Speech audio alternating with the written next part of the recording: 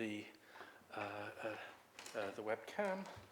Kerry, as the master webcaster this afternoon, is not a role we normally see him in, so, but I'm sure that will be fine. I think, as we're aware, we've got a new electronic system, which means that Lucy and I are sitting on the top table rather than down there. And I think, as Lucy's pointed out, I have a gavel and a button that can switch everyone's mics off simultaneously. So please give me the opportunity to use that this afternoon. It's, okay. So I think we're still waiting for the technical whatever. And good afternoon, Paul. Okay. 59, so you can just go, I think. Are we all ready to? Is it going? I think it is, but not through YouTube. Don't worry. Don't worry. It might take a little while to catch up. Okay. Okay, let's go. Good afternoon, everybody. Welcome to the March meeting of the Corporate Policy and Development Scrutiny Panel. And yes, I believe we are live. My name's Robin Moss, Councillor for Westfield and Chair of this Scrutiny and Policy Development Panel. We have new technology with our microphones this afternoon. Is there anyone watching? And I'm sure there are busloads of people who have switched on this afternoon.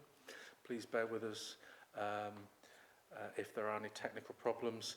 And a reminder as well to all councillors and officers as well, please can we introduce ourselves when we are speaking so we know who is talking. So again, welcome everybody to the meeting, and first of all I'll pass across to Michaela to do the emergency evacuation procedure. When the continuous alarm bell sounds, you must evacuate the building by one of the designated exits and proceed to the named assembly point. The designated exits are signposted. Arrangements are in place for the safe evacuation of disabled people. Thank you very much, and passing across to you again for any apologies for absence and substitutions. Apologies from Councillor Ollie Henman, who's been substituted by Councillor Ruth Malloy, and apologies from Councillor Malcolm Treby. Thank you. I've had no declarations of interest notified. If anything comes up and Councillor does feel that there's a declaration, please let us know so it can go into the minutes. There is no urgent business agreed by the Chair. And so moving on to agenda item 6, public councillors and statements. There are none. And then on to agenda item 7, which is the minutes of previous meetings. I understand we have the minutes of the meeting on the 23rd of February? January, yes. But the minutes for the 16th, which was the special scrutiny meeting to look at the Somer Valley Enterprise Zone, will be circulated at the next... For the May panel meeting. So first of all, are we happy to agree the minutes of the 23rd of January as a correct record? Thank you, and a couple of seconders as well. Thank you. So moving on to the Cabinet member update. Is Dave coming along? Fine. Sorry, I thought Paul and Mark were coming along on specific items rather than the generic report. So we'll move on to the Heritage Services business plan. Paul to introduce, and I think officers to support. Paul. Thank you, Chair. So for the record, my name's Councillor Paul Roper of Kingsmead Ward, and I'm Cabinet Member for Economic and Cultural Sustainable Development, and Heritage Services is in my portfolio. I think you've all seen the paper. It's very straightforward and comprehensive. I'd just briefly like to touch on a few bits of information that aren't in the paper, which may be of interest, and also just to touch on a few highlights. Wanted to start off with the accolades that the service has achieved in 23-24. It has achieved a VACAS, a Visitor Attraction Quality Assurance Service, That's an independent industry standard review of quality, and it's administered by Visit England, and the Roman Baths scored 92% in that assessment, which is its equal highest ever score, and the Victoria Art Gallery achieved 87%. It achieved on TripAdvisor the 8th Best Heritage Destination 2023 in the UK. It received an Autism Friendly Award from the National Autism Society. The Claw Learning Centre achieved a Royal Institute of British Architects Southwest Award for Conservation Architecture. We achieved a Silver Award in the Southwest Tourism Award for Wedding Venues, and a School Travel Award for the Best Venue for History Learning, that's for the Claw Learning Centre, and the World Heritage Centre achieved a Silver Award in Visitor Information Service of the Year category of this year's Bristol, Bath and Somerset Tourism Awards. So, as you can see, that these external bodies are rating these institutions very highly, and that's a testament to the work that the team are doing. In terms of headlines, apart from the information that's already kindly in the Bath Chronicle this week, visitor numbers, whilst not at pre-pandemic peak levels, are above budget this year. We're looking at over 1 million visitors to the Roman Baths in 23-24, and numbers are expected to grow over 24-25. We've seen the return of the American market. We've not seen the return of the Asian market yet. Profit for the service this year is going to be 10.4 million, and it's projected to rise to 12.2 million next year. And obviously this money is used directly to fund and support services offered by the authority, so that the residents of the authority benefit directly from this. It's most unusual to have a heritage asset or a museum that generates income. They're normally loss-making, but our service is, I wouldn't say unique in the UK, but I think it's amongst one of the most profitable in the country.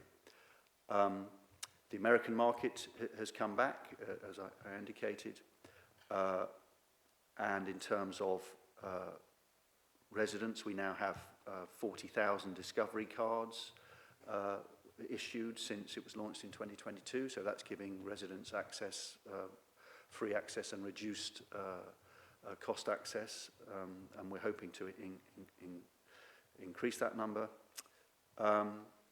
Victoria Art Gallery, we've seen a 30% increase in exhibition visitors in the last year, and there's a new programme.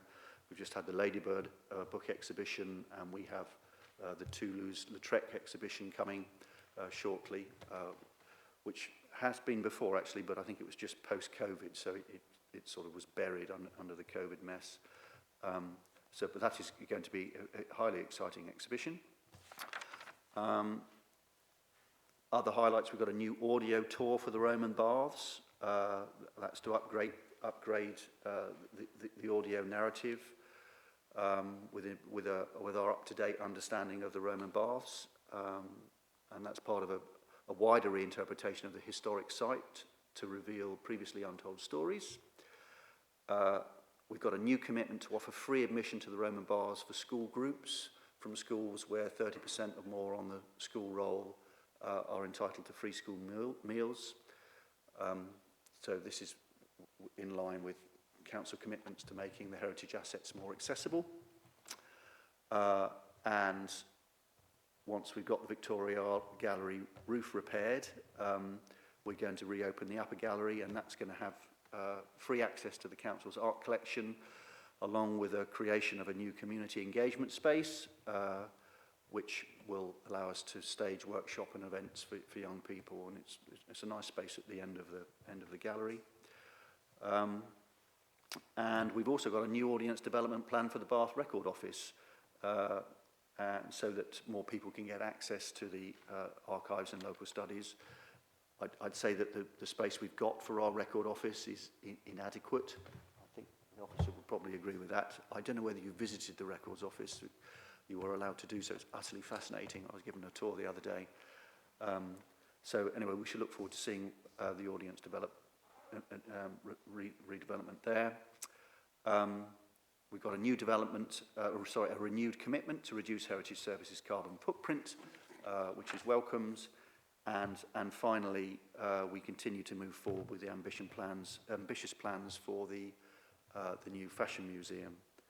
And I can give you a bit of an update on what's happening there, I'm sure. So in summary, extremely positive picture, world-class assets generating record-breaking income for the authority with great visitor numbers. So a testament to the service that we're offering the city. Thank you, Chair. Thank you, Paul. And I'm sure the person who most appreciates the business plan is sat next door to you when preparing what was a difficult budget, would have been in very difficult budget just a few weeks ago. Are there any questions and comments? Yes. So I'm Councillor Ian Halsall, representing Orfield Park Ward.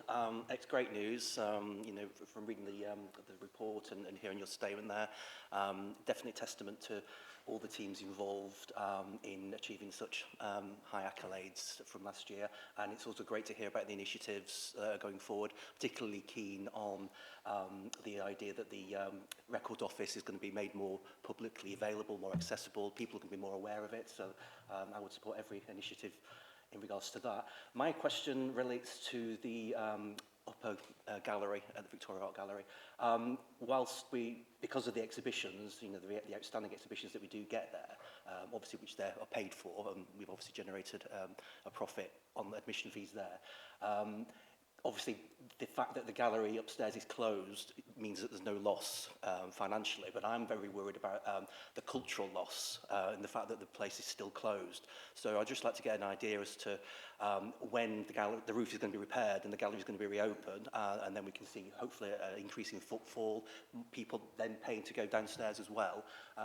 We're not hopefully just sort of holding back to save money, I hope, until things are a little bit better. Is there any idea that you give about when it's going to be fixed and reopened? Yes, can I ask the officer just to answer that one for me? Thank you. Sure. So hi, I'm Robert Campbell, Head of Heritage Services. So I'm responsible for the Art Gallery and the Roman Baths and the Record Office and the Fashion Museum. So the Art Gallery roof is a tale of historic underinvestment in that asset, and it was failing substantially. So there was a huge amount of water ingress every time it rained. So we had no choice other than to close that upper gallery and fix that roof. Otherwise, the art, despite people being able to see it, it was going to get damaged. So that's why we took like a fairly drastic step, but it's what needed to happen.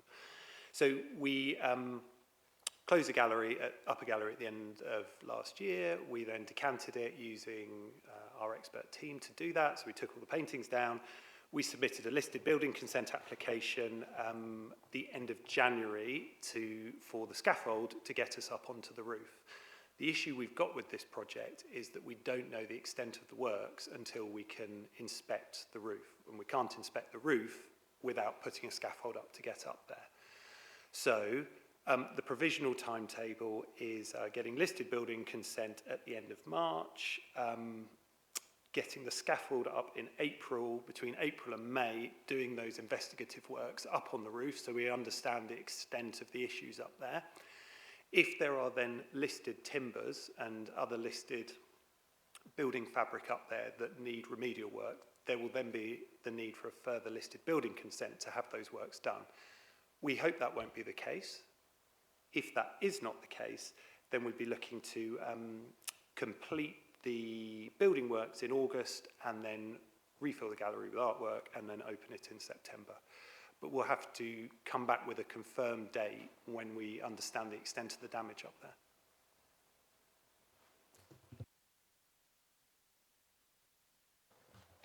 Thank you, Chair. Councillor Colin Blackburn, Westmoreland Ward. Firstly, as a scrutiny panel, I suppose yet again we've got something called a business plan that really is an executive summary. I think it'd be fair to say, Paul, if I may be so bold with that statement, because it doesn't show me detail and risk. you know, the risk of what's coming back, you've got a little traffic light system at the end, but it's not talking about how we're going to re-attract that Asian market back to us. We're assuming it based on a general tourism number that somebody might have come up with. What are we doing as a council to be proactive to actually make these things happen? I mean, our heritage services are a fantastic asset. The money we generate is incredible. And that retained income, I don't know any business that would retain that percentage. It's wonderful. But it's how do we use it and how do we protect it going on? So I'm just trying to bite into a couple of bits. Education visitors. You know, there's a big jump in your education visitor numbers, which is fantastic, but what are the costs? What are the staffing costs associated with that? What are the longer term benefits that we'll see from that education throughput that we're bringing into the baths? You know, in terms of, you know, those income per visitor is actually looked and planned to be decreasing when obviously inflation is going up over, or continues to rise over the next 3-4 years. This is a business plan till 2029. We're talking about driving income per head, but it's going down. And there's no reason for it in this executive summary. So I'd just like to understand why that number is there, that we're going to make less per visitor number when the front line is telling us how much better we're doing per visitor number.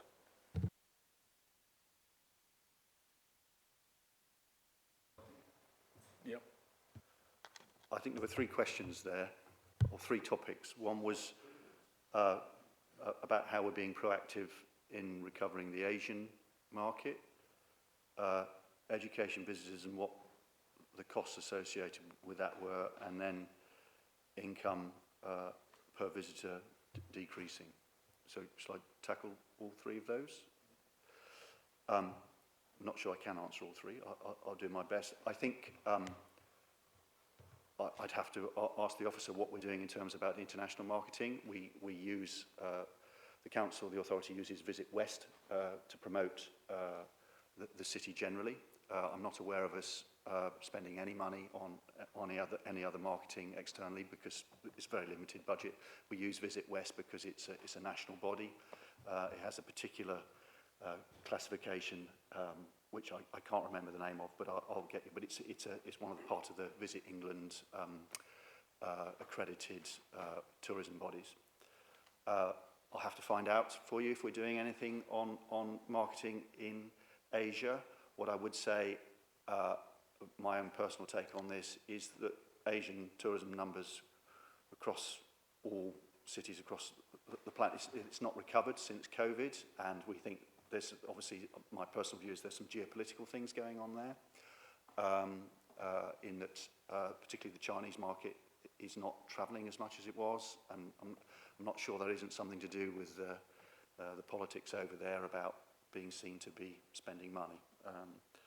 So I'll have to ask Rob, I don't know whether you want to comment about whether we market in Asia at all? Yeah, sure. We do market in China. We have a Chinese marketing partner who do the marketing in that country. That's the way it works over there for us. So we also have a Chinese social media called a Red Book account. So that's how we market to that audience. We've welcomed a couple of trade delegations over the past year who are looking to sort of reignite that long-haul market from China. They were locked down until February last year, and we were only the UK was only put back on the pre-approved travel destination list in August.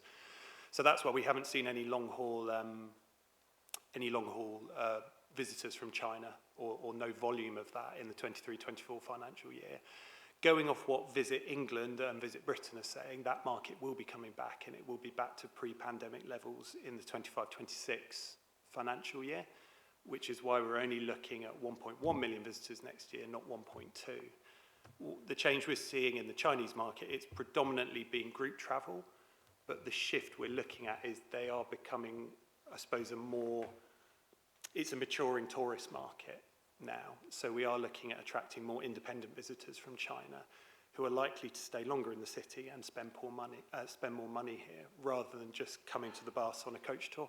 So we are proactively going after that market. We still have the Mandarin tour, and we're also introducing a Mandarin kids tour as well. So we're actively out there, and we are attracting a sizable Chinese market at the moment, or at least Chinese-speaking market, which we would assign to friends and family of students here. I think there's questions about the income per head and I think the costs of educational visitors. Probably add to that of potential costs of free visitors on Discovery Card as well. I mean, I don't have the costs to hand about what it costs per head of education visitors or the costs per Discovery Card visitors. We don't look at that as a metric. We bring in a large education audience, and that is the mandate that we've been given by the council. The Archway Centre that hopefully you're all familiar with has had cross-administration support to put in place a world-class education facility for the civic assets in this city. We're there to deliver on that, and we're bringing in, I think, I'm trying to remember the figure now, around 16 to 19,000 school kids will go through that facility in the 24-25 financial year. You know, that is an investment in improving the lives of local people. A sizable number of them will be local school kids. And it's also an investment in the future. You know, I'm in the heritage industry because of those school trips and going to places with my family. If you give children a fantastic time at a heritage site, you will reap the dividends in the future. And I know we're on our, you know, administrative cycles, yearly budgeting and whatever, but the Roman baths have been there 2,000 years. So we do take a long view on this. You know, we invest in those children. That will pay dividends to the monument, not necessarily me or the people in this room, but they will support that monument in the future. So whatever the investment is, and I can go and find that out, that's fine, we're happy to do it. And we want more Discovery Card visitors. We want every single person in Baines to have a Discovery Card, and we want them to visit regularly. And that will not impact on our profitability to any noticeable degree. Thank you. I think that last point, can I come in on that last point of impacting on profitability to any considerable degree? I think, like Colin, I thought there was some bits missing from the risk register. And one of those is that as numbers increase, so the quality of the experience that people enjoy in not only the baths or the gallery, but also Bath as a whole, potentially goes down. And I think this is a discussion that's been had in other European cities as well. I think Venice is probably the classic example of you can have too many visitors. And I absolutely agree with you that to provide a high quality, premium quality educational experience for young people is an investment in the future. To be able to expand on Discovery Cards so that people can come in for free as local residents is something should be encouraged. But that is part of that overall formula of how many people are coming in and out of these heritage assets and what percentage are making money for Mark. And is there a cost in that?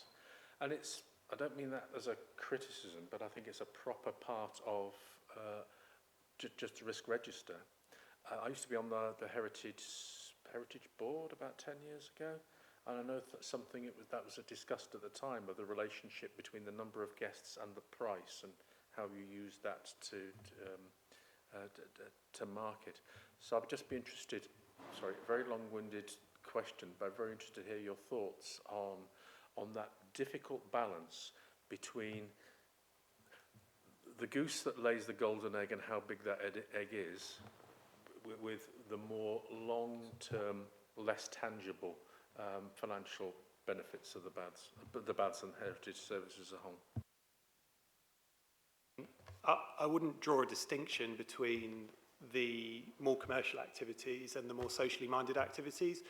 If we're to be a successful heritage organisation, and if we're to secure our future going forward, we do need to diversify our income streams. And the easiest way to do that is to bring in donation and philanthropic income from high net worth individuals, grants, trusts, foundations and corporates.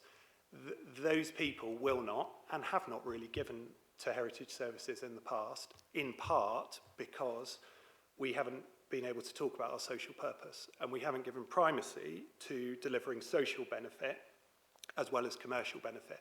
So if we go out with a story that is purely around the commercial benefit that we deliver, which we're justly proud of, we cannot bring in income from those other sources.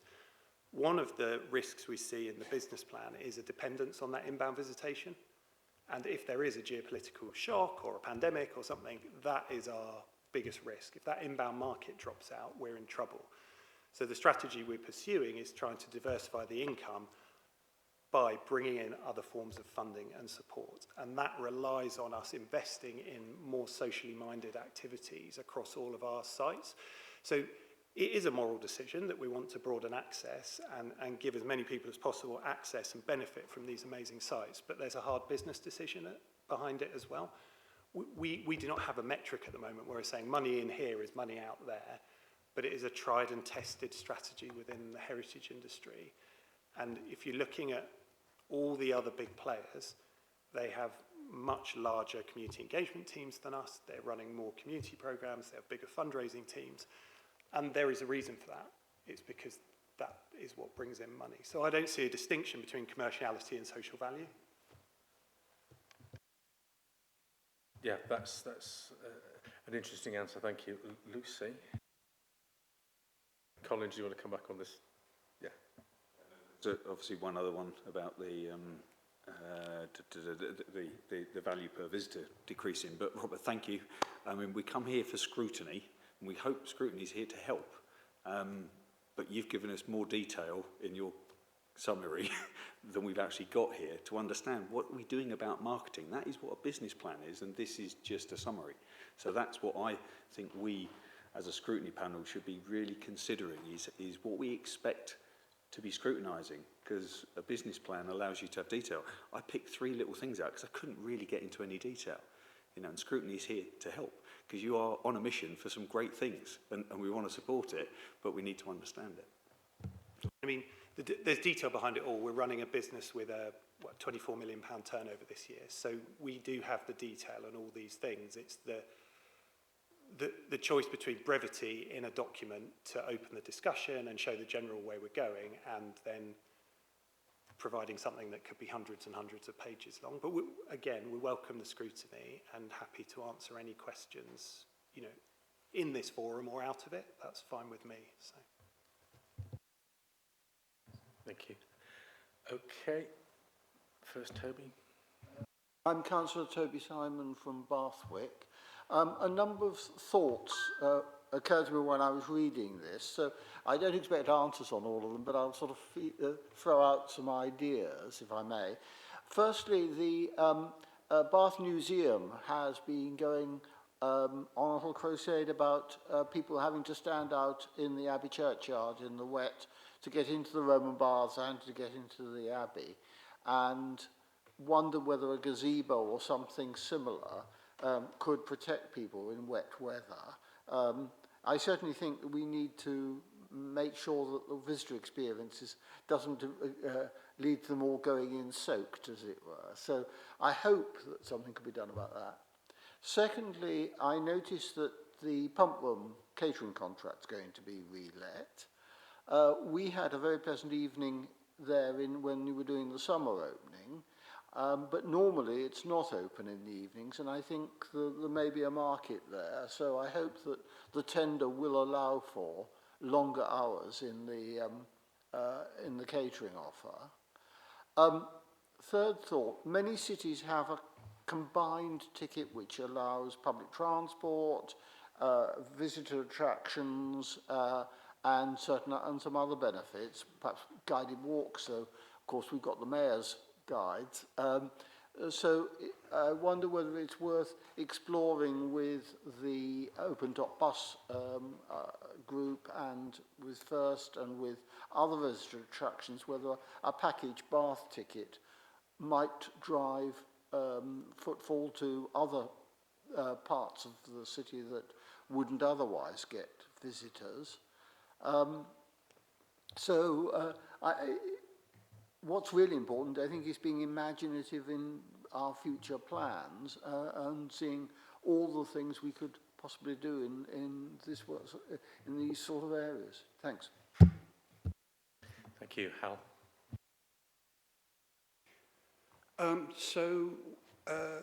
What I missed actually was a report on what Heritage Services were doing for North East Somerset and Keynsham.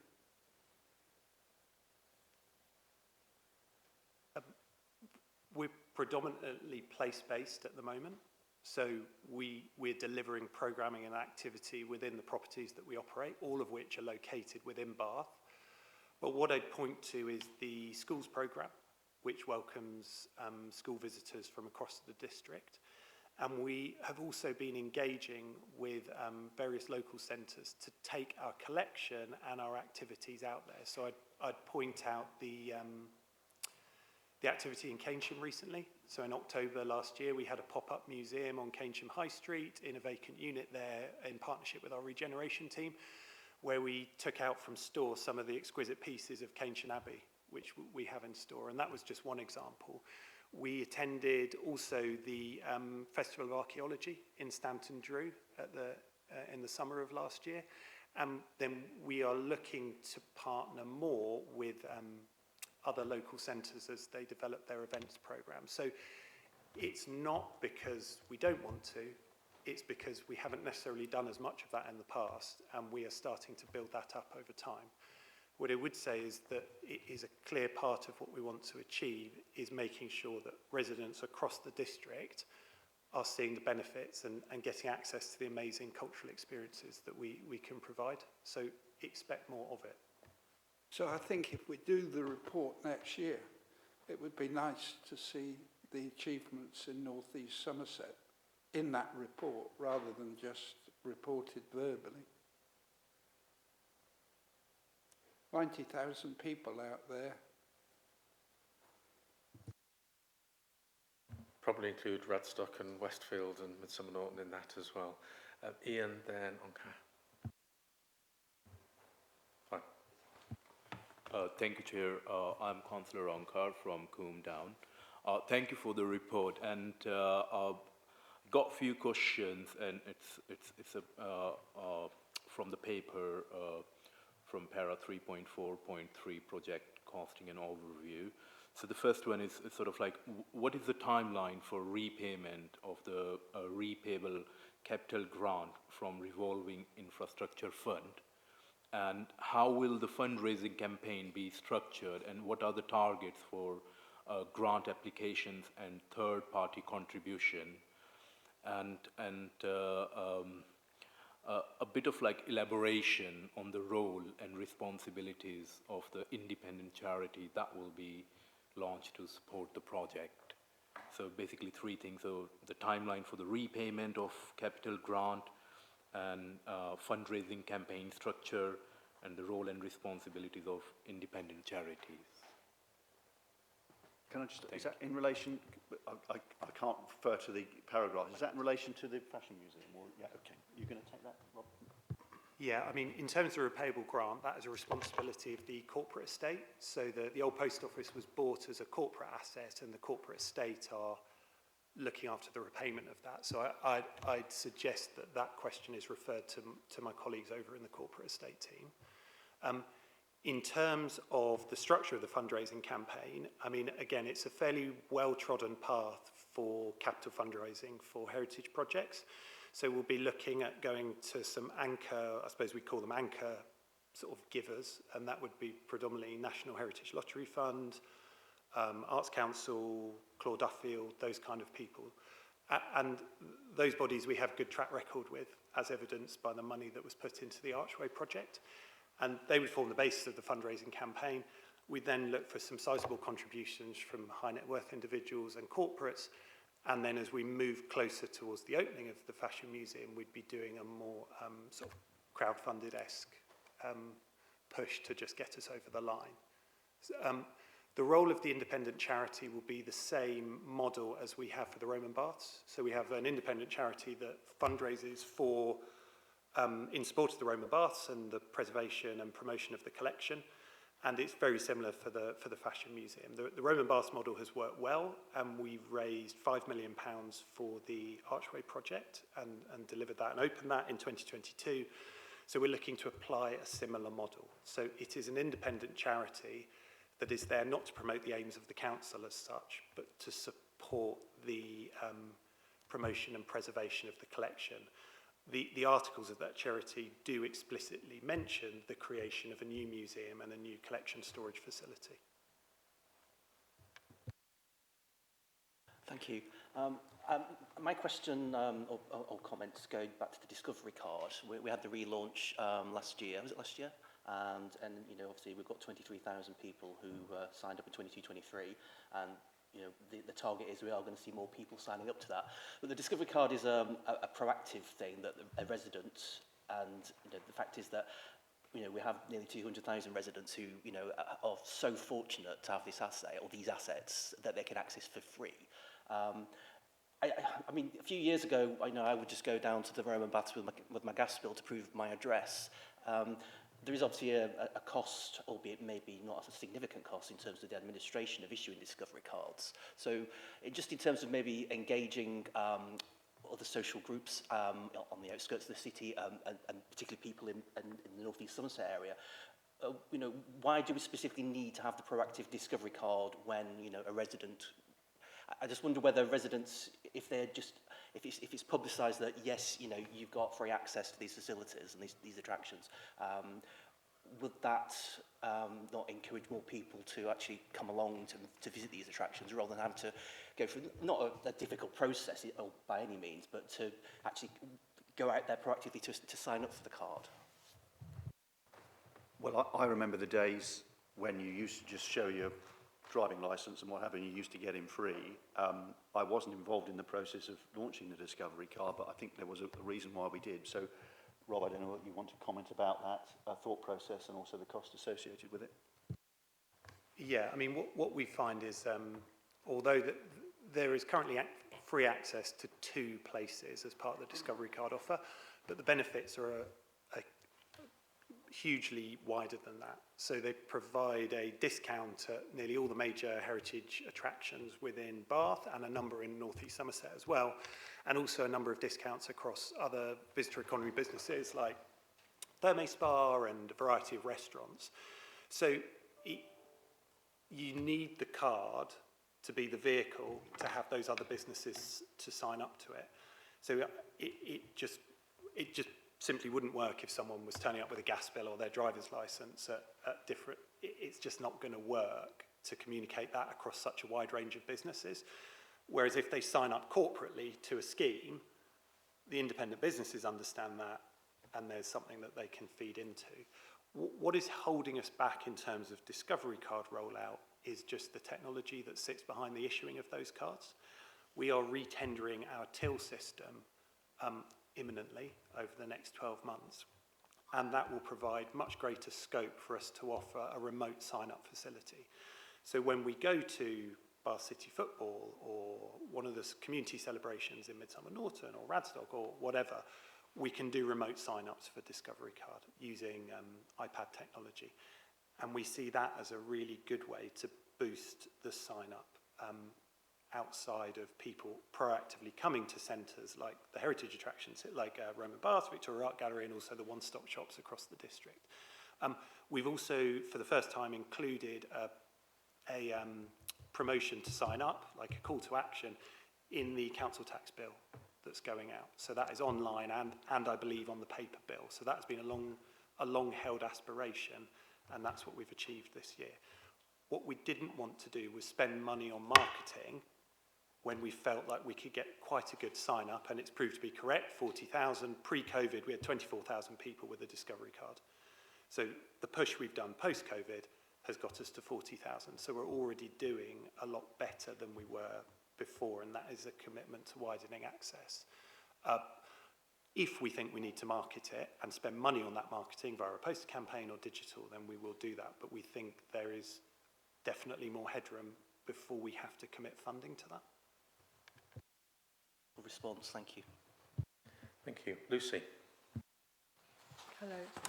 Thank you very much. I thought it was a really interesting report, you know, well written. I found it very interesting and really impressive profit results this year and proposed targets going forward. The initiative for piloting free admission for, I think it's, groups where 30% of the free school meals level of pupils, and the community engagement space and the community issue of discovery cards. There's lots of really positive things. So the three questions I have, and they're quite detailed, so I'm happy if the officer wants to respond to them as well. But in terms of the risk table, I was wondering what you saw as the main risk to achieving this 12.2 surplus. And in terms of the risk factors, I don't know whether it's appropriate to have a risk factor, you know, the risk of to other services if this surplus isn't achieved. And also in the narrative you talk about the main risk factor to the surplus being pay, further rises in living wage, but that doesn't actually appear as a risk factor in the, as far as I can tell, in the risk table as far as I saw it. And on the same theme, I wondered what inflation pressure is in the cost base. I mean, it should be moving in our favour, and I just wondered what inflation pressure was in there, 5% or less than 5%. The other 2 points I had were just to do with the ticket price, actually. So the report says that there will be an increase in ticket price to generate an extra 600,000. I just wondered what sort of percentage increase that was, and what a typical price would be, and what concessions are available, and then the structural changes achieve the other growth that you're hoping for. So that was the second question about ticket price. And the third question was about visitor-driven staffing. So you've talked about, you've expanded the team numbers to meet the predicted increase in visitor numbers. I just wondered, but this is achieved with a lower full-time equivalent headcount compared to 2020. I just wondered how you brought the efficiencies in to do that, which is quite impressive.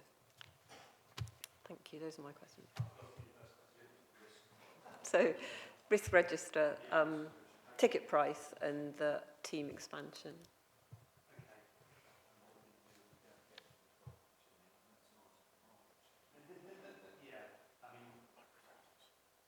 The risk to other services I can't really speak to in that respect. I mean, what we have put forward, as we did last year, is a 2.5 million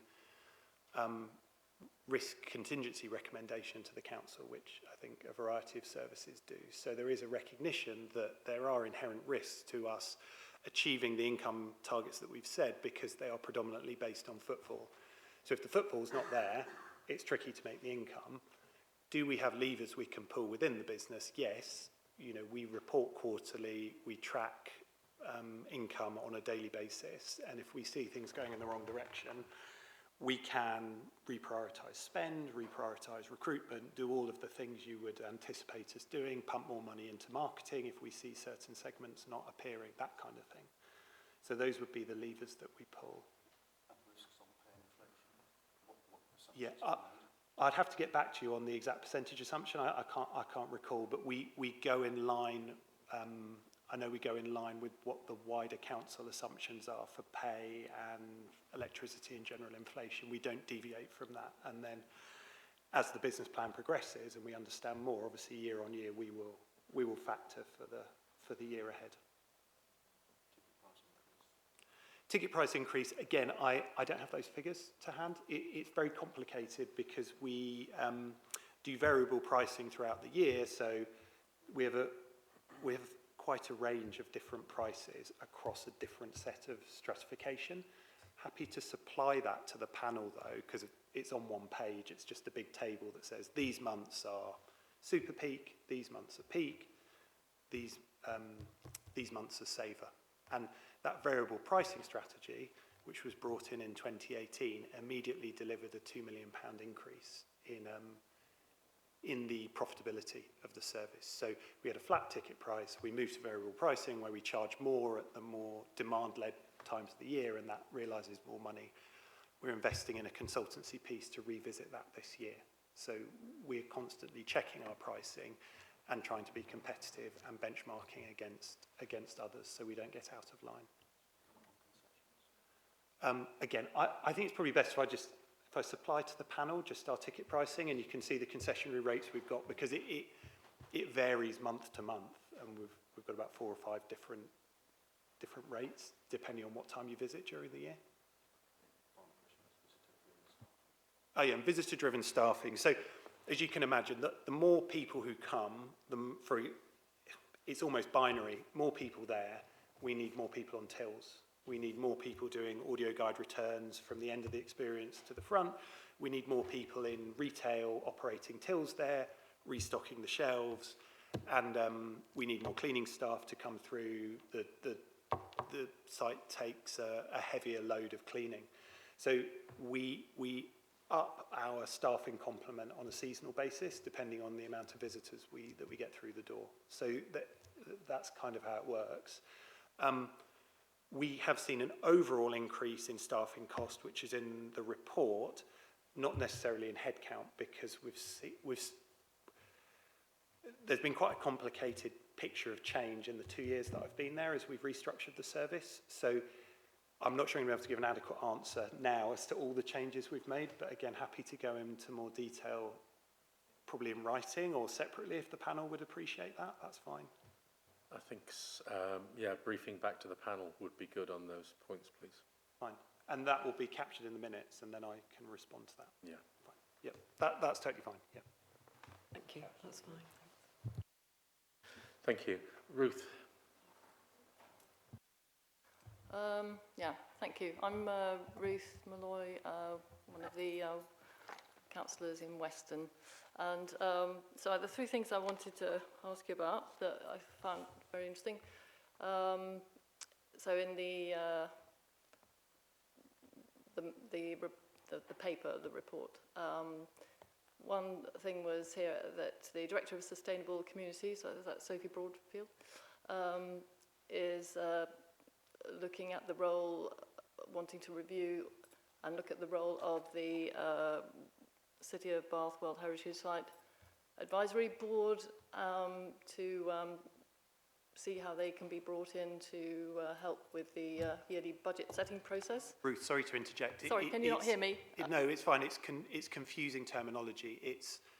There is the World Heritage Site Advisory Board, which you're very familiar with, but then Heritage Services, as per the Cabinet decision that established us as an independent business unit, created something called the Heritage Advisory Board. Oh, right. So it's not the world. It's a different. No, it's a different cohort of people. So right. just well, to maybe be clear. I'd be really interested to hear a bit more about that.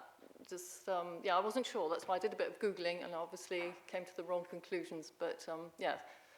So that's the one thing. Maybe you can say a bit more about that. The other point further down was about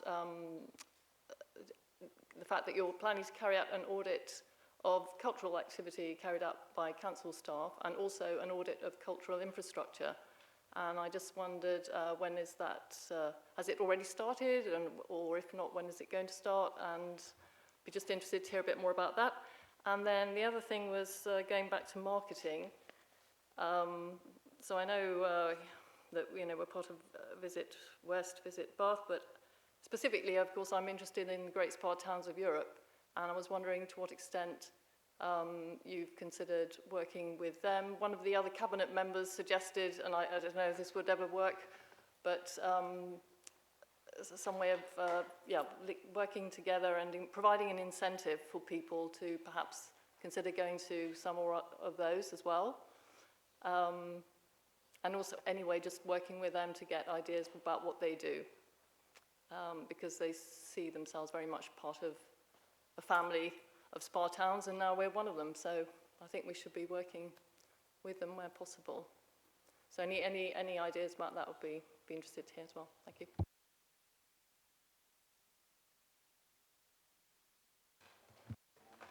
Yeah, I can do it, Paul, if you want. Yeah. So the Heritage Advisory Board is a group that brings together external voices to validate essentially the choices that we're making in the business plan. So we have a number of external parties there who are experts in different aspects of the heritage sector. The thought being that it then brings together senior council officers and councillors, who the portfolio holder and the leader currently. And the idea is that the council is really good at being a council, but it doesn't necessarily know whether, when we're saying things we're doing that are museum and heritage specific, whether they are good or bad ideas, or how they sit in the sector. So the external voices of that group are there to say, yes, this performance is great or not so great, or that, you know, your officers should be doing this or that. So that's the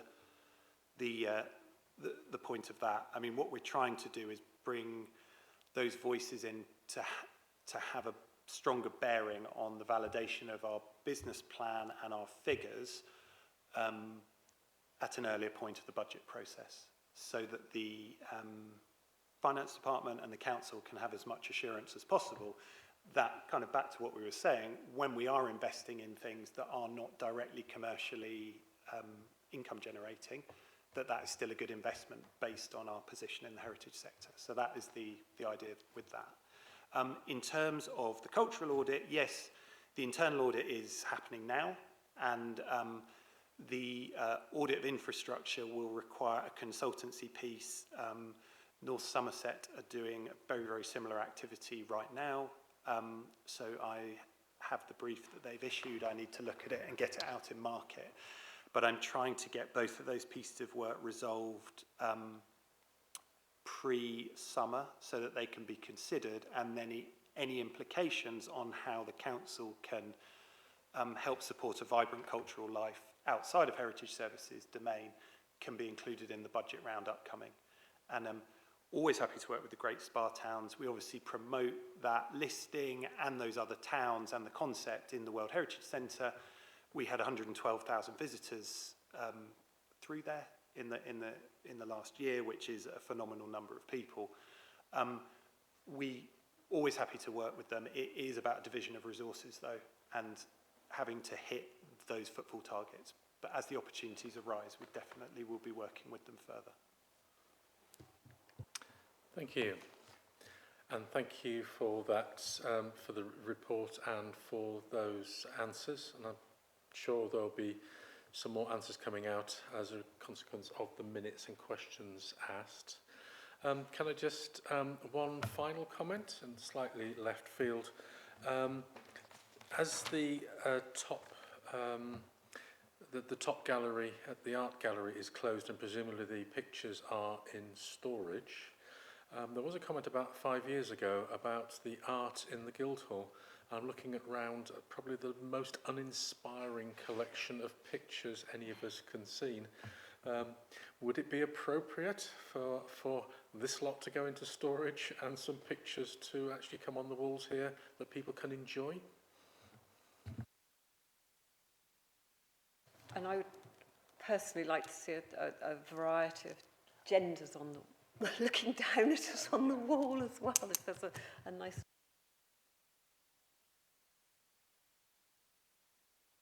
or any type of picture. We can definitely consider it. The council has an amazing civic collection of art. We'd like to see as much out as possible. There are certain practicalities around time and cost, and just throwing pictures up and down, you know, can be quite expensive. There's also a degree where some of these pictures are, I suppose we'd say, are on open storage, because our storage facilities in the basement of the Victoria Art Gallery are quite tight at the moment. But definitely happy to consider it, so we can think about that. But yeah, I would like to see more of the collection out. It's just the practicalities that may hinder us on that. Thank you. Just putting the idea out there, and appreciating as well, if you took these pictures down and put them in a gallery, your visitor numbers will go down quite considerably. But thank you for that, and we appreciate you considering that. So, moving on to Mark and briefing on the commercial estate. Yep. Thank you, Chair. So you've got a report in the pack. Obviously, the reason for that was the panel requested a written report based on the fact that you had a brief verbal report last time with some slides. So that you've got a written report this time, and you've been focusing in the past on issues with the property management in the council in the past. We have over the last few years been focused on better management of the property portfolio owned by the council. Obviously, it's been split between corporate estate and commercial estate. My colleague, Councillor Roper, looking after corporate estate, and commercial estate falling into my portfolio. The distinction being that the corporate estate are the assets that the council holds in order to provide services for the council and to residents, and the commercial estate is there to produce a profit and to make money for the council to use on services for residents. The report you've got in front of you goes through various headings. On income, we are slightly below budget for this year predicted, but not very far below budget. 165,000 on a 16.35 million target, so pretty close to making the predicted income. The lettings are going well. Bath is bouncing back after the pandemic brilliantly. You know, the lettings market in the city is doing very well indeed. So we've got 12 new lettings since April last year. That will raise another 277,000 from April this year. Voids, there are 36 void units overall, but only 11 of those are actually void in the sense of empty and on the market. So there are only 11 units that are actually empty and ready to be let. Half of the 36 are actually waiting for works to be done to put them into a state where they are lettable. The performance, the return on investment is very good. We've got a £238 million portfolio that we're holding, a 6.4% return on that, which is a pretty healthy return. We're making excellent progress on arrears. Arrears were high, I think it would be fair to say, based on a May 2021 baseline, but we're down 80% on that. So the arrears have been pushed down to, they were just below £1 million at the end of the year. I think they've gone back up a little bit more since then, but you know, the arrears have been pushed down considerably. There's a robust amount of capital set aside for properties. We need to focus on the works that need doing on that half of the 36 voids that I was mentioning earlier to make sure that we can bring those back into use as quickly as possible. But there's plenty of capital set aside to do that work. So in short, I think we're in a positive and improving position with the commercial portfolio. And I know Officer Richard Long would like to talk through the report a little more, to give a little more detail. Thank you. Richard Long, Head of Commercial Property. I think Councillor Elliott's actually covered most of the headline points.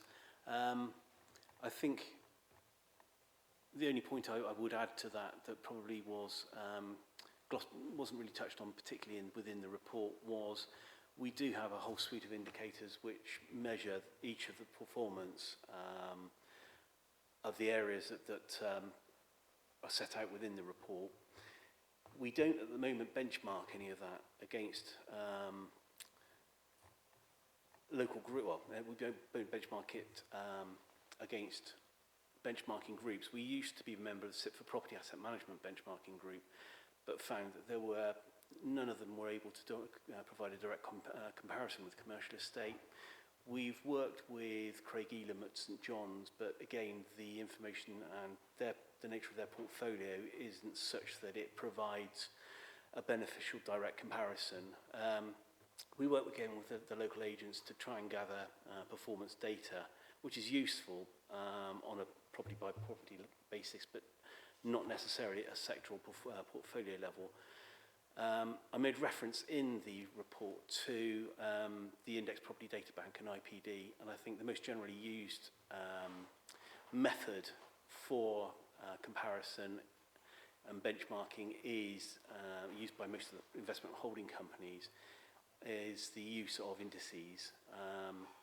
Unfortunately, a lot of to actually sign up to these indices, you have to be a member of those data providers, which is not really cost effective for an estate that isn't necessarily an investment estate as such. We've therefore relied in the past on the use of a critical friend and professional advisor to advise on benchmarking expectations of outputs based on their knowledge of market performance. And over previous years, these have included Andrew Ashton, the chief exec, or former chief exec of Howard Walden Estates, we've used BNP Paribas and Hartnell Taylor Cook. During the pandemic, our contract with our critical friends ceased, and we are now seeking to replace them with find a new commercial advisor, as will be set out within our service plan. And again, one of the elements that we'll be asking them to provide is insight on benchmarking information. But I think that was the only thing really that I wanted to cover that was touched on with the report, but not covered in Councillor Elliott's opening statement. Thank you. Any questions, comments, Colin? Sorry, I'm making an assumption there. Thank you, Chair. Yeah, I mean, I think when we discussed previously, having had the very brief briefing, that we wanted to start looking at the commercial estate and understanding it, and realising that we owned a couple of mines and things like that, is like, well, give us the detail. We want to understand, where does that take us? What is envisaged for the mines in 5 years' time? So, of course, like every time with scrutiny, I'd love more detail. But one of the things I was maybe looking for was, in our recent budget, we identified a number of properties that appeared to be readily up for sale, or were about to be, to pay off our old post office loan. But I've got no detail as to how long those assets have been on the open market, which I know when I looked at the list, I thought, I know that one, that's been on the market, I've seen a for sale board. To understand the proactivity about how we're going to generate that money to give back to WECA that we've borrowed off them for the old post office, that's all part of managing the commercial estate. And I suppose that is where myself and my colleagues here in the room all felt we were missing detail as to what the commercial estate does.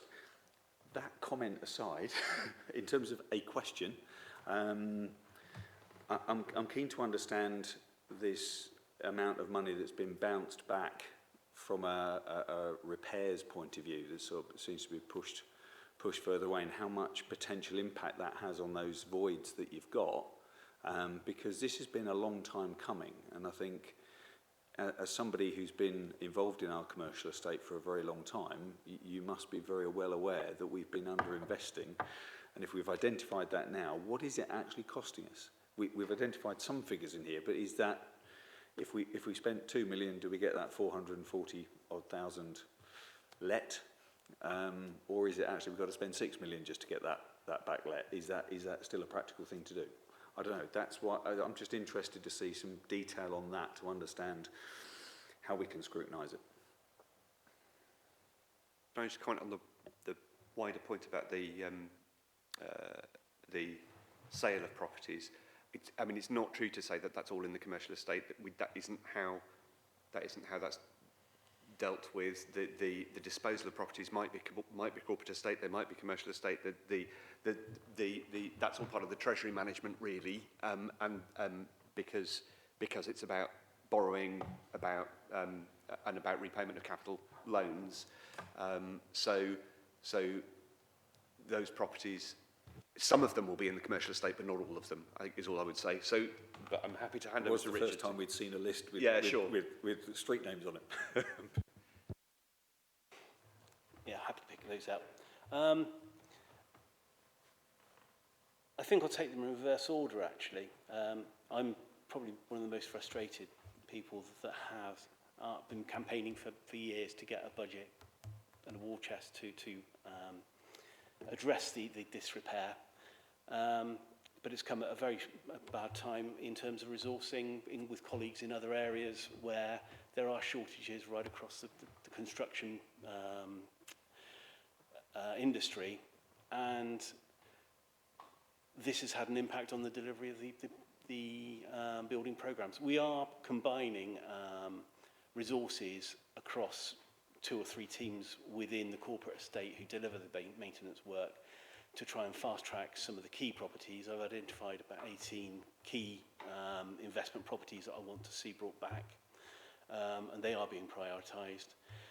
In terms of the opportunity cost lost, I mean, in table 4, I thought 3 or 4 in the report, there is a value of 900,000 that is not being generated, and would be in the event as soon as we are able to post any rent-free or incentive that's there. So, yeah, in terms of the 9 million, or in terms of the 8 million that we're looking at, that's within a 10-year payback, and as my colleague Rob was saying, we're in it for the long haul.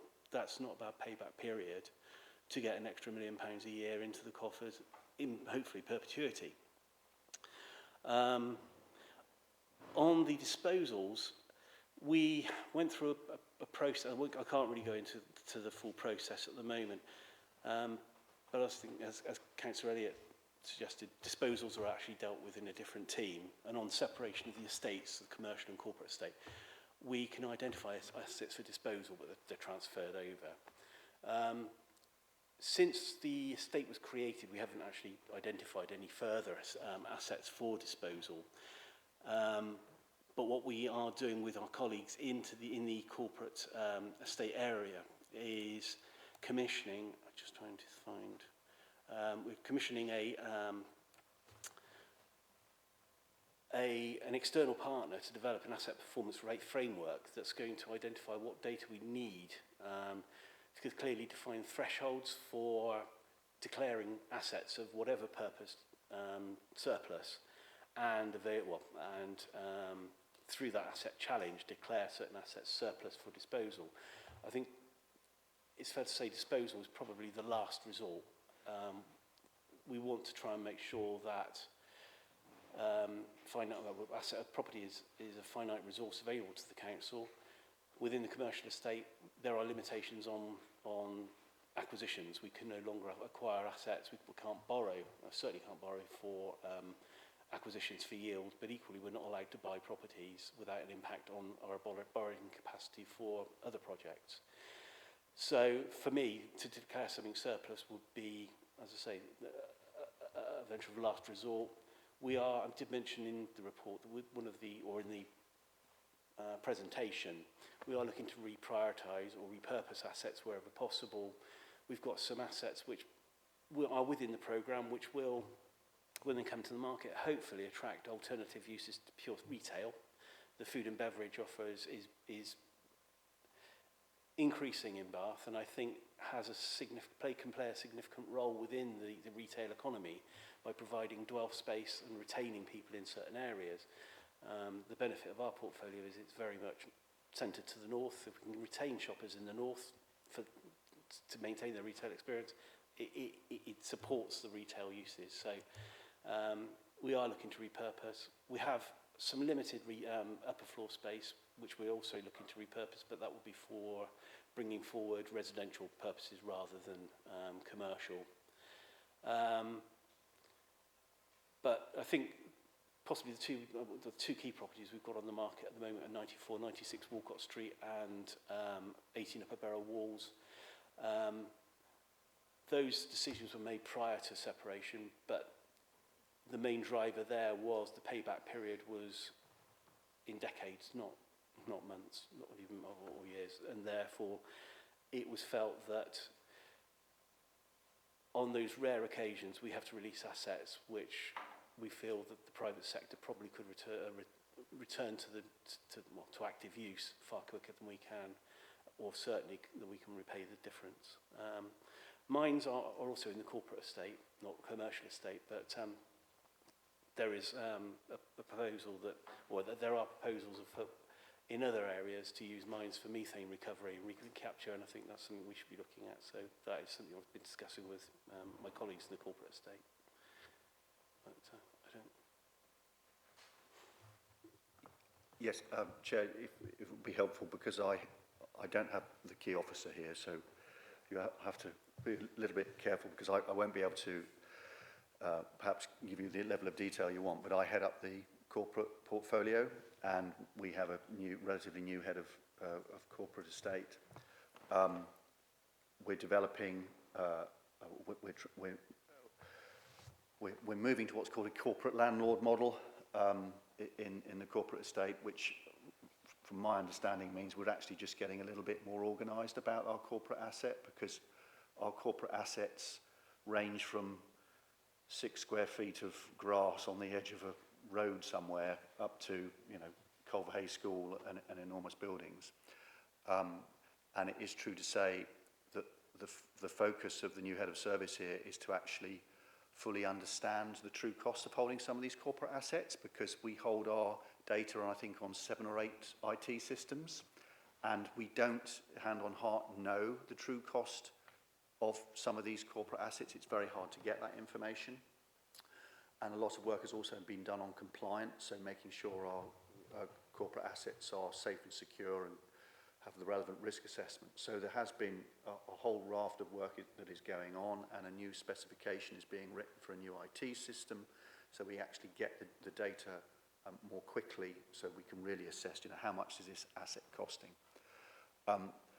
Disposals of a corporate estate, by definition, doesn't actually make us any money. It costs us a lot of money. I mean, you know, vacant sites like Culverhay are costing us hundreds of thousands of pounds a year, and the authority is very keen to mitigate those costs as quickly as we possibly can. You know, security costs, insurance costs, heating costs. So there is a process of identifying assets that are costing us a lot of money. It's a bit it's not scientific at the moment. I think there's a sort of general understanding, you know, that asset is costing us a lot of money, we've got to do something about that. And in terms of identifying whether it's disposable or not, there's almost 2 processes. One is that the officers are looking at the asset and saying, look, have we got any need for this asset? What can we use it for? And if the conclusion is, look, it's costing us a load of money, we can't see any purpose for it, the council doesn't need it anymore, then we have to consider selling it off and getting best value. And that process is also subject to political challenge, where we say, well, you know, let's see the options paper on that. Are you sure we can't use it for anything? And in terms of repaying the Fashion Museum, I've got the post office site. It is true that acquisition was made partly through WECA funding, and that has to be repaid in 5 years' time. Clearly, that money has to be found. That's either going to be found by disposing of assets. I mean, money's money, wherever it comes from. But if we dispose of some corporate assets, then that can release some capital, which can go towards repaying that WECA loan. I think it's in 5 years' time that the money has to be repaid. Do you want to comment on that? Just to come in on that, the point I made, when was it? Was it at I think it was at the budget, in my budget speech, that this mistake is to think of those things as being one-to-one, kind of sell this, buy that. That isn't how it works. We are a net borrowing council with, is it £216 million worth of borrowing at the moment? But the point I made at the budget meeting was that borrowing actually hasn't gone up in 4 years. Well, it has. It's gone up and gone down, and actually we're at the same level, or we certainly were when I made the speech in the middle of February, at the same level of borrowing as we were in May 2019. So it's a question of the treasury management of the borrowing and the capital that we hold and how we manage that, and asset disposals kind of go into that calculation. So it's not kind of sell this, buy that, or oh, we've got that borrowing, we need to sell something. It's kind of, it's a more nuanced approach than that, because it's all about how do you manage your treasury. Thank you. Ian. Thank you. Excuse me. I'm interested in the arrears. It seems that I guess we have this sort of floating 1 to 2 million in arrears every single quarter. I'm interested more about how we collect this, the arrears from the debtors. Do most tenants fulfil their debts and pay off, and then obviously other tenants then fall into arrears? Or are we having instances where we're having persistent tenants that aren't paying, and then it's costing the council money to actually then chase those debts and, you know, serve eviction notices and things. Is there a significant cost to the council in that respect? So I'll let Richard comment more, but I think that's why in the arrears table you've got a green, amber, red split. So it's kind of, some of that debt is debt that we're expecting to get paid, and some of that debt is debt that is more at risk, and some of that debt is debt that is definitely at risk. So, but I'll let Richard comment more if he wishes. Yeah, I mean, we always carry debt of at least 3 million every quarter because we issue invoices quarterly. So immediately we invoice the rents for that quarter. There's a debt situation. So hence on one of the graphs you've got the peak each quarter.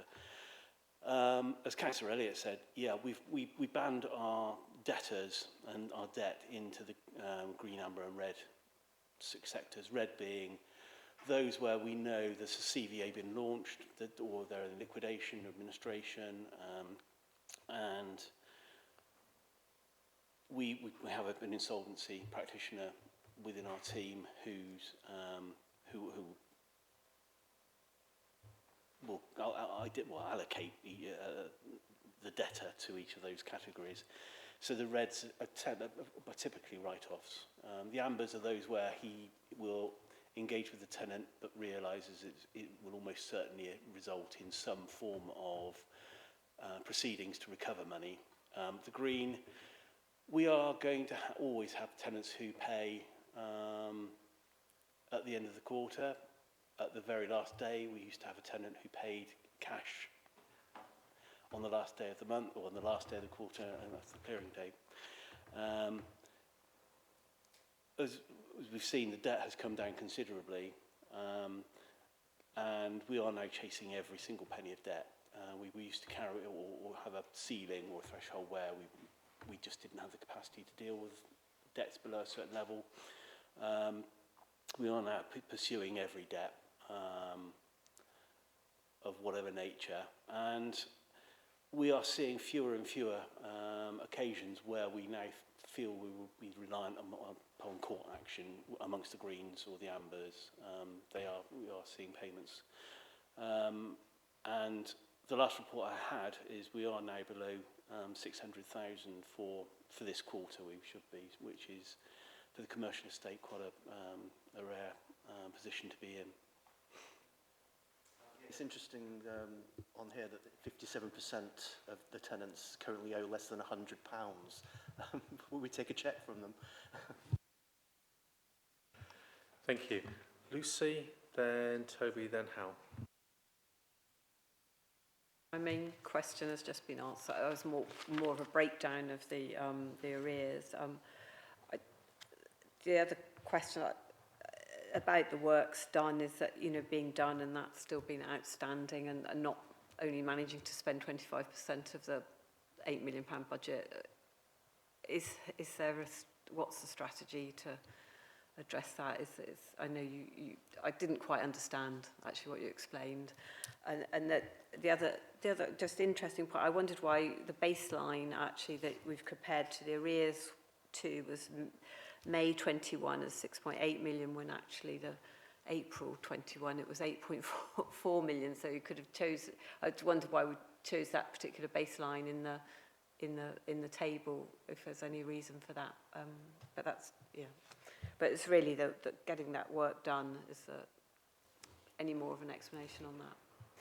The May baseline was purely the date that was selected, because that was the date that debt came back to the commercial estate to manage. So it was purely our own date line of commencement. Before that, the debts and recoveries was sitting elsewhere within the council. So that's purely where that came from.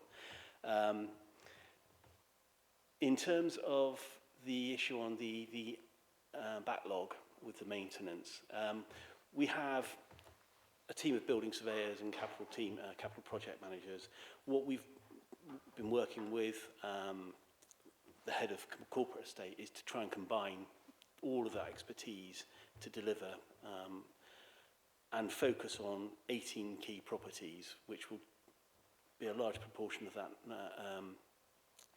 1 million that's outstanding. accepting that we cannot take total priority over all the business or the building work around libraries, schools and everything else that they're delivering. But yeah, we are working, and with the resources that are available, I think the corporate team are doing a very good job in actually trying to make best use of those scarce resources. Thank you. Toby. Thank you.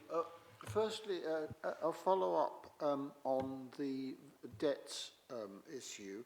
I noticed there's £220,000 worth of debt, which is rated as green, but is 4 quarters old, which feels slightly uncomfortable. So I'd be grateful if you can comment on that. Secondly, my main question is about conversion to residential.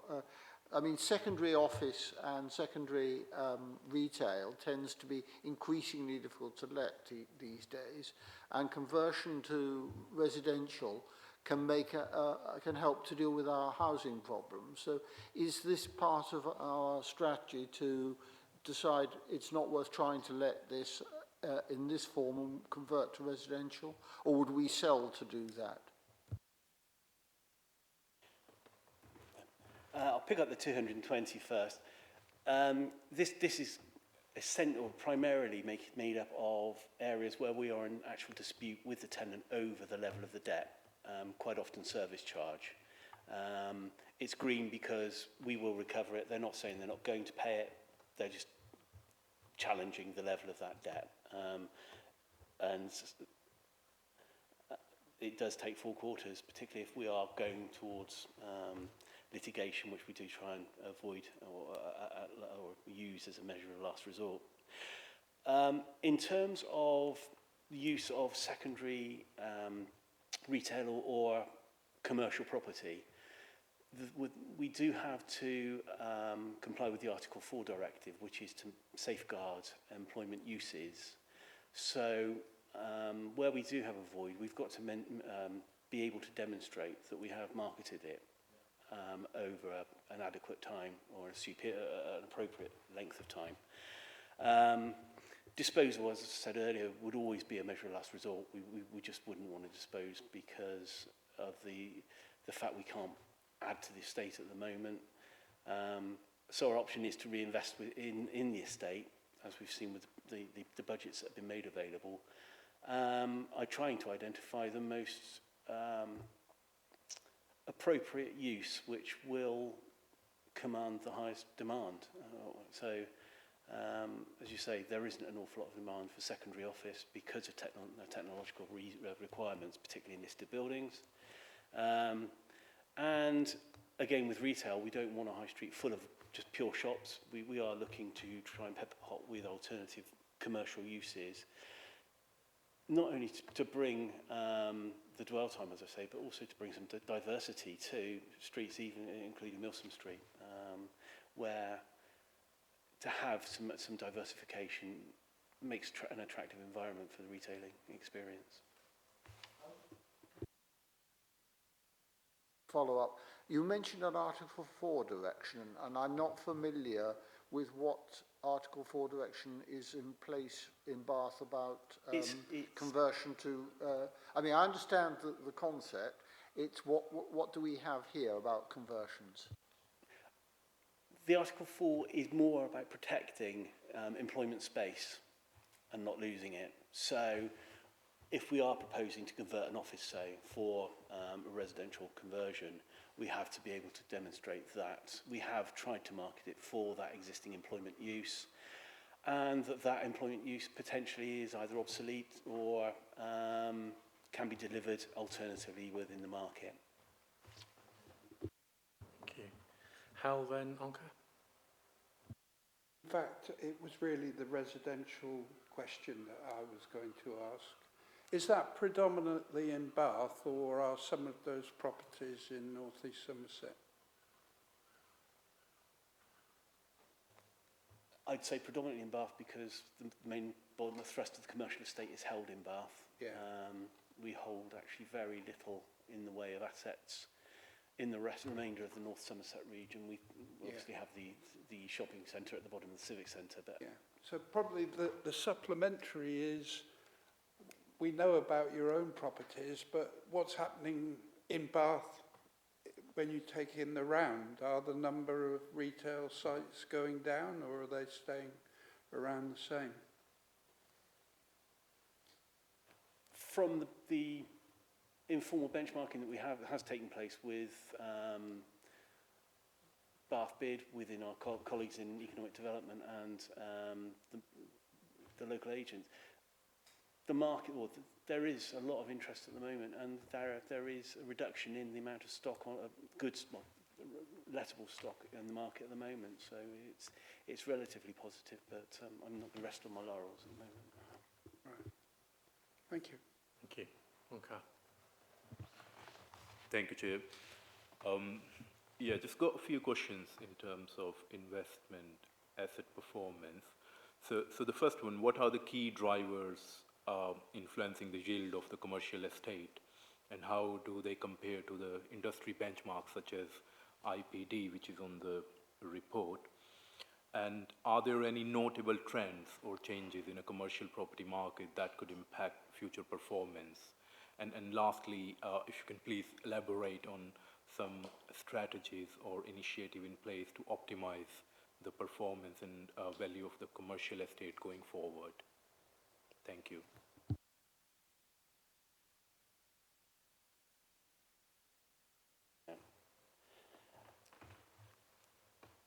The trends I referred to earlier, the retail, there was a lot of concern, I think, that online purchasing would impact heavily on retailing. I don't think that's really come to fruition in the way that it was expected. However, food and beverage has certainly been we've seen the growth in that market more than any other at the moment. And for us, I think it's really useful to complement the retail presence within, or retail units within the portfolio. As I said, because it can increase dwell time, it's an alternative mixture for the visitor experience. So that's the main trend we've noticed. In terms of IPD, the index that I used was just one that it's almost the most standard all property index yield for portfolios of a mixed bag nationally. So it's a weighted average. So in terms of our yield position, I think it is showing that we are on par with a mixed bag portfolio, which in itself isn't a bad thing, because we don't want totally 100% prime retail. We don't want 100% office rather than anything else. So we're striving for a mixed bag. It's probably surprising, or the weakness that we've got in terms of that comparison is we are still very much weighted towards retail within our portfolio, which is around about 70% retail compared to the rest of the uses. That has come down quite significantly over the last few years. But wherever possible, we are still looking to try and find alternative uses to balance that, or still reduce that exposure to that risk. And again, in terms of optimising uses, we do have Landlords Forum. We held one quite a lot throughout, before and throughout some of the pandemic, to try and ensure that we, as local landowners, and that was Southgate, St John's, Realm, who were managing the Milson Place, ourselves, and various others, including a couple of the agents. We were looking just to try and support each other and work again with the bid and other opportunities to certainly identify and collaborate on issues such as the parklets that were put up on Milsom Street, some of the events that were being put on by the bid. So yeah, there's some collaboration in optimising use amongst local landowners as well. Thank you. Ian. Just a quick question about obviously we're publicly accountable, and we need to ensure that we deliver the best value to the residents of Bath and North East Somerset. Is there a comprehensive list of all our commercial assets available publicly on our website, for example? I mean, as Colin had mentioned, you know, we own mines. Obviously, we do have a lot of retail property, and it is useful to see a list of some of the examples of properties that we've been letting in 2023. The other question is, does the council have any commercial property interests outside the district? As I said, the mine.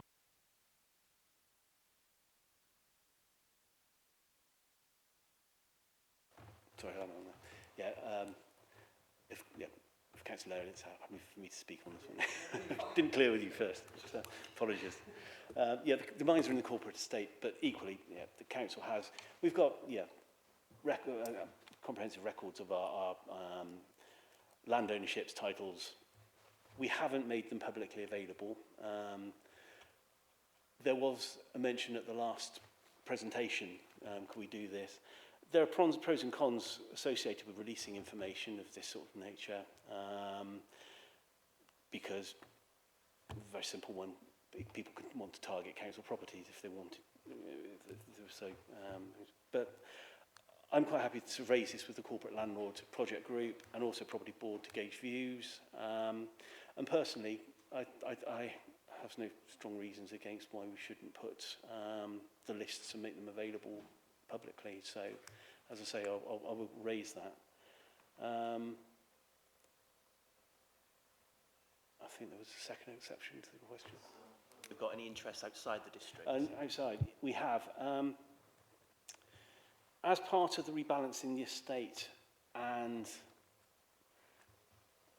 prior to any government changes, we acquired a number of assets within the local area. We hold 2 office buildings on Aztec, one on Aztec West, on Bristol, 2 on Bristol Business Park. We hold an industrial premises in Melksham and industrial premises in Chippenham, all of which actually proved worth their salt during the pandemic, because none of them defaulted on their rent, none of them even withheld their rent during the pandemic, so actually kept the commercial estate afloat, enabled us to support some of the local independents. But since 2019 or 2020, the government, through Treasury Management and Prudential Code requirements, have put restrictions on councils borrowing for, as I say, acquisition for yield, and certainly prohibit borrowing, or if we were to borrow for that purpose, we wouldn't be able to borrow through using PWB for any other purpose, which obviously isn't, we wouldn't even consider. So, yeah. If I can just add, I'm completely supportive of the transparency of publishing the list. So unless there's any good reason not to, I'm happy to push for that. Be very useful. Lucy and Colin. I've just got quickly one on the pop-up, the short-term rentals. There's only 2 out of the 36 voids, and I just wondered, is that just because only 2 people were interested, or whether is it quite difficult process, and could some of the voids that are waiting for refurbishment, could more of them be available as pop-ups? And also, what is there quite a conversion of pop-up people that have had a temporary let going on to have a more long-term let of the premises, or not?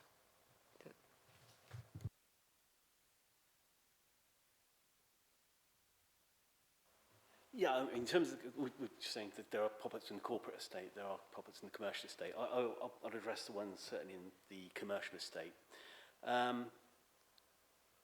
Following the pandemic, we did have a number of retail units which were available, which there was a lot of demand for pop-ups, and we had quite a number of tenancies. The reason we've only got 2 at the moment is we just have lack of suitable accommodation available for pop-ups at the moment. In terms of using buildings which are awaiting works, essentially a lot of those are also requiring EPCs, which you need to be able to let properties. And until we've got the buildings in a fit form, we can't get the EPC, so we can't let the property. So, yeah, we are still working a lot with, we do quite a bit with Bath Fringe, we do quite a bit with some of the pop-ups, and we do see some transition from pop-ups through the secondary, well, tertiary and secondary retail. And a number of our tenants are people who started off, commenced that road on a pop-up, so yeah. Thank you. Colin? Thank you, Chair. Yeah, I appreciate that we are potentially blurring between now the corporate and the commercial estate, and Mark, thank you for saying about that need for transparency. I think part of that comes from that lack of knowledge for councillors to what we've got, and that six metre verge that Paul referred to that might not seemingly cost us anything, but when it gets wrapped up in a planning permission for a local cricket club and that then creates a furore, you know, we need to not be blindsided by that sort of stuff and to understand its asset when it actually might not be costing us anything. So yeah, I just wanted to add that. It's just how we define that now, because we've created this split corporate commercial, is another conundrum. I appreciate. Yeah, thank you. And my question was going to, in comment, was going to be about that boundary between commercial and corporate. And I'll use the now legendary Two Mines as probably an example of, as Paul described, corporate by definition isn't making us any money, but some of the some of the corporate estate might have the possibility to make some money, and it will be useful to see those lists, to have those discussions about where that line actually is drawn. Also, and appreciate there's necessarily a question to be answered now, is what assets do we have, particularly I guess within the corporate estate, that would have a value through the community asset transfer process, without necessarily having a value to ourselves, and actually might have a cost to ourselves. And I know it's anecdotal, but I'll use the example of a piece of land in Keynsham near to St John's Church, which was acquired, I think, by the old Avon County when the bottom of someone's garden, when the bypass was put in. The One Community Trust, declaring an interest as a trustee, tried to get that as a community asset transfer. I think the value was given as about £9,000. And I think it was agreed by Paul Crossley as leader. So we're talking some time ago, but never actually happened, I have to say, because I think at the time, the commercial estate didn't seem to understand the principles and the importance of community asset transfer. So there's an additional value in there, I think, on part of the corporate estate, which isn't just simply a monetary stuff coming through. I'd got a question following on from Ian about the accessibility of a database, and thank you for that, Mark. And I was going to comment, I appreciate that what might not be publicly available information because of commercial reasons still may be available to councillors as corporate trustees or whoever you want to talk to us. The point you make about benchmarking is interesting. Is how do you find appropriate benchmarks? And thank you for a summary of the complications with going to St John's about that. Have we talked to any of our peer local authorities, York, Chester? I mean, where you have cities that have heritage estates and heritage assets? That's a question.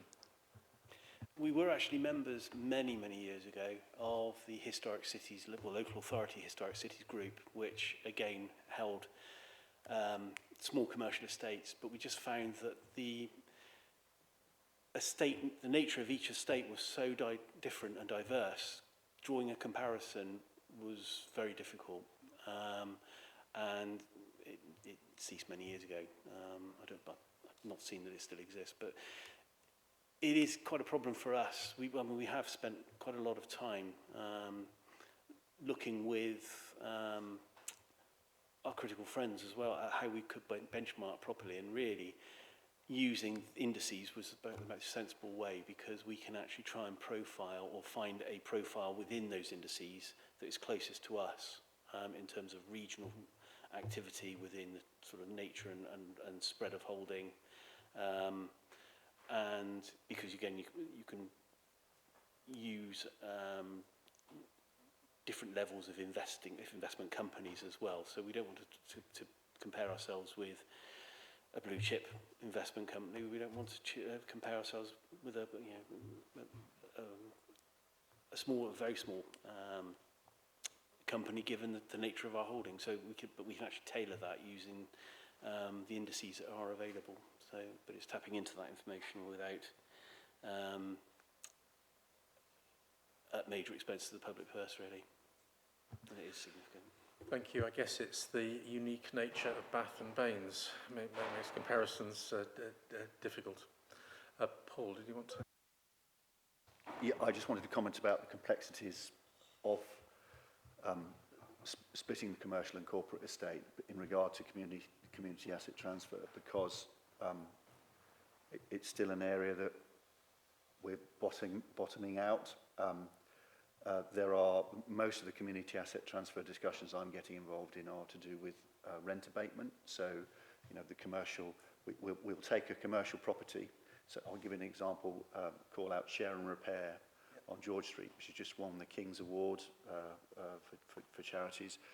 It's a shop that lends skills and repair stuff, and you can go in and borrow kit, and it's a great charity. It's actually in a commercial building. It was a retail building, so it's part of the commercial estate. But there was no demand for the building, so the council has let it to a charity, and I believe there's some sort of rent abatement, and that comes under my portfolio to get involved in the community asset transfer. And sorry, it's a much misused terminology because we're not transferring the asset, but it tends to be used in terms of rent abatement as well. And there are meant that we've just signed one off. It's in the press this week, the 44 AD Arts Centre, which is part of the commercial estate, but it was the single member decision for me to sign off the rent abatement, which again is public information, but you know, I think the commercial value of that is £40,000, and they're renting it for 10,000, and it comes across my portfolio to sign it off. So it is, there are some complicated links. Yeah, there are some blurred edges. I mean, yeah. Okay, thank you very much for that that update and that report. Very enlightening, very useful. Thank you. Moving on to the panel work plan. Can I make a comment? And it's I realise that understandably Paul and Mark are trying to escape as quickly as possible.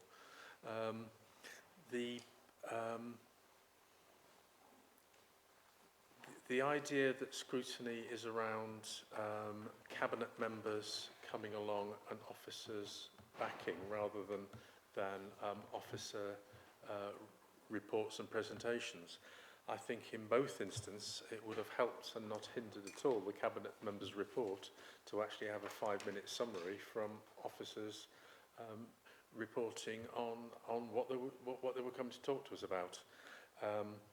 It was interesting to see Kevin coming in, and I will just flick on to a discussion that I was sent a message through from Lucy and myself at the start of the meeting, saying it would be useful to talk about how scrutiny works. His response was, and he's probably going to tell me off for sharing this, scrutiny should be directing questions to cabinet members, not officers, was part of that. I think part of our discussion with the cabinet and the leader is going to be, actually, it's up to the scrutiny to decide who we want to talk to and how useful that will be. And so just sharing that. The scrutiny work plan is as it is. Sorry, I'm just flicking it up on here. I sent around an updated version actually from that, which just adds in the economic Okay. Yeah. budget monitoring. Okay, so in May we've got the budget monitoring, and in May we've got the performance indicators, the outcome of residents survey on that. We're looking fairly thin's not the right word.